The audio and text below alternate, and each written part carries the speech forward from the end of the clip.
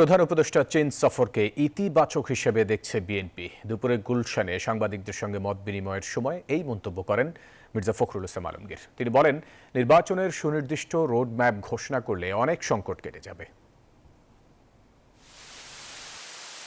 গুলশানে বিএনপি চেয়ারপারসনের কার্যালয়ে সাংবাদিকদের সঙ্গে সমসাময়িক বিভিন্ন বিষয় নিয়ে মত বিনিময় করেন দলের মহাসচিব মির্জা ফখরুল ইসলাম আলমগীর। প্রধান উপদেষ্টার চীন সফরকে বাংলাদেশের জন্য ইতিবাচক হিসেবে উল্লেখ করেন তিনি। অর্জন হচ্ছে যে প্রেসিডেন্টের সঙ্গে দেখা হয়েছে, যেটা খুব রেয়ার ওকেশনস আর কি, এবং সেখানে কিছু আলোচনা হয়েছে। নিঃসন্দেহে যেটা পজিটিভ হবে বলে আমার মনে হয়, এমওইউ স্বাক্ষর হয়েছে, সেগুলো পজিটিভ। নির্বাচনের সুনির্দিষ্ট রোডম্যাপ ঘোষণা না করা হতাশাজনক বলে মনে করেন বিএনপি মহাসচিব।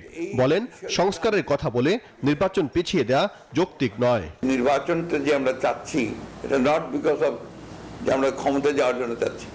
আমরা মনে করি যে নির্বাচন হলেই সেটা আপনার একটা ম্যান্ডেট পাবে সেই সরকার, এবং জনগণের সমর্থন পাবে সেই সরকারটার শক্তি আর একটা আনইলেক্টেড সরকারের শক্তির মধ্যে অনেক পার্থক্য আছে।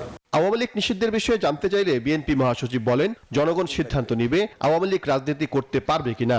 The people who will decide যে আমরা যে তার আওয়ামী লীগ রাজনীতি করবে কি করবে না।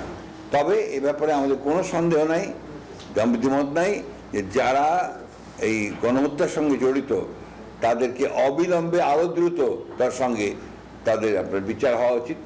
জানান, বিএনপি দেশের স্বার্থ পরিপন্থী কোনো কাজ না করলেও একটি মহল বিএনপিকে ভারতপন্থী হিসেবে আখ্যায়িত করার চেষ্টা করছে।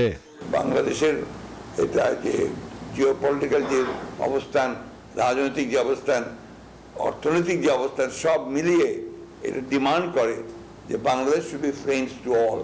দেশের স্বাধীনতা ও সার্বভৌমত্বের স্বার্থে সেনাবাহিনীকে কোনোভাবেই বিতর্কিত করা উচিত নয়। 5 আগস্ট সেনাবাহিনী অতীতের মতো নিজেদের দেশপ্রেমিক প্রমাণিত করেছে বলেও মন্তব্য করেন বিএনপি মহাসচিব। বাংলাদেশ সেনাবাহিনী হচ্ছে দেশপ্রেমিক সেনাবাহিনী। সাইফুল ইসলাম, নিউজ 24, ঢাকা।